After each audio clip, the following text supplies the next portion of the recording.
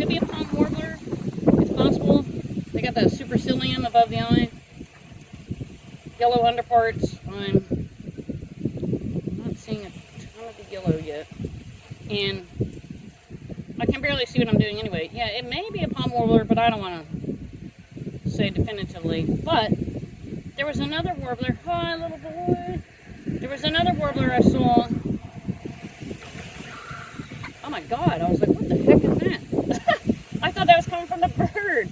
That's Freedom, the parrot in his bird pack. Freedom, are you giving a kiss kiss to the bird?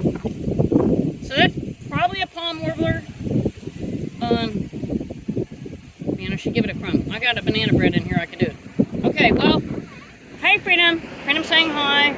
And this is Lake Monroe, and we're at downtown Sanford in Florida. Have a great day.